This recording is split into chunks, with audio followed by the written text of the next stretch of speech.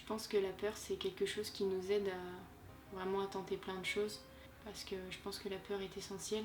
Et si je n'avais pas peur, je pense que je serais pas allée en Russie tenter un 1000 mètres à 0 degré.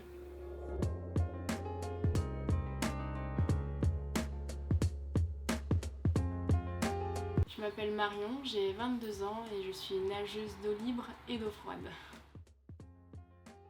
J'ai commencé la natation en 2007 et on m'avait refusé l'accès à un toboggan aquatique. Et après cet échec, on va dire ça comme ça, j'ai décidé d'apprendre à nager. Et petit à petit, en fait, j'ai évolué vers de l'eau libre. Ça a été vraiment une révélation. J'ai découvert la natation en liberté, en milieu naturel. Ce que j'aime vraiment, c'est tout ressentir, quoi. C'est un sport de sensation, c'est un sport de glisse. J'ai été diagnostiquée d'un cancer des tissus mous. Ça fait 6 ans que je suis considérée comme guérie. Et en fait, depuis 6 ans, c'est là que j'ai commencé mon premier 10 km. En 2016, mon 25 km.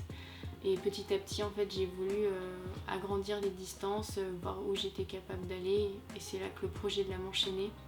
Et j'ai tout de suite associé cette traversée en fait, au combat que j'ai mené étant petite.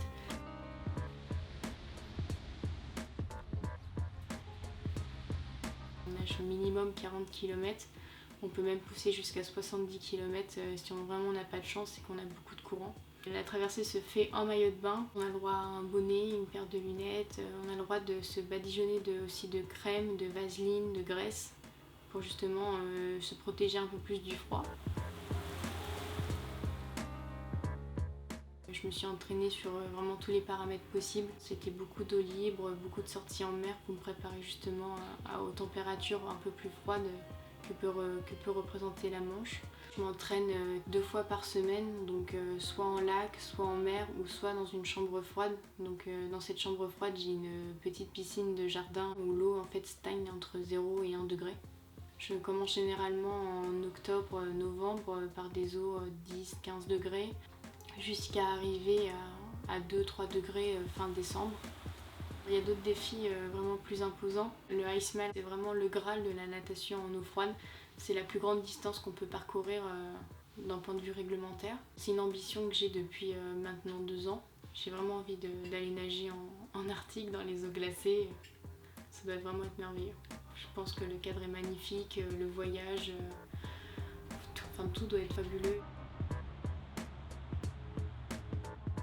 Mon plus beau souvenir, c'est le 1000 mètres en Russie. C'était mon premier 1000 mètres à 0 degré et il s'est passé tellement de choses cette journée-là. Un réveil dans une ville entièrement de blanc, un lac complètement gelé avec 40 cm de couches de glace, une eau sombre, toute noire. J'étais angoissée, j'étais paniquée. Je suis rentrée dans l'eau, j'étais tellement bien et j'ai commencé à nager jusqu'à toucher le 1000 mètres. Et je me suis arrêtée 2-3 secondes sur le tableau quand j'ai vu française Marion Joffre, 13 minutes 43. Je crois que j'avais envie de pleurer en fait, tellement j'étais émue, tellement j'étais heureuse d'être là et de pouvoir affronter ma plus grande peur de nager dans une eau à 0 degré. Ça reste une discipline de l'extrême et dangereuse. Je n'arrivais même pas à sortir de l'eau de moi-même. C'est ma mère qui a dû me tirer de l'eau avec l'aide de 2-3 sauveteurs. Et en fait, le premier déclic que j'ai eu, c'est de regarder mes mains. Et elles étaient en fait toutes bleues, marbrées.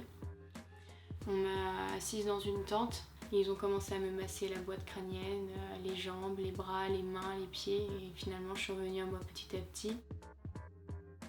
Et dès qu'ils ont emmené le brancard dehors, j'ai relevé la tête et j'ai dit à maman, je vais super bien. Et ça a été vraiment le moment le plus magique de toute ma vie. La nage en eau glacée me procure des nouvelles sensations que je ne connaissais pas en eau libre, avec les douleurs, la crispation au niveau des doigts, des pieds, le froid qui nous poignarde. Il y a un petit peu d'anxiété, il y a plein de choses qui font que je ressens plein d'émotions, plein de sensations et c'est douloureux au début, mais au bout d'un moment on a une sensation de bien-être parce qu'on est anesthésié de toute douleur. Et c'est là en fait que ça peut devenir dangereux, c'est qu'on ne ressent plus rien et qu'on ne ressent plus qu'on a mal. À chaque fois, J'expérimente un peu plus ce que je suis capable de faire sans dépasser la fameuse ligne rouge et j'aime vraiment ce côté de défi et de challenge vis-à-vis de moi et de mon corps. Là, je sens que je suis vraiment vivante. C'est un équilibre, j'en ai besoin. Plus l'eau est froide et plus c'est drôle. Mais ça reste plus dangereux.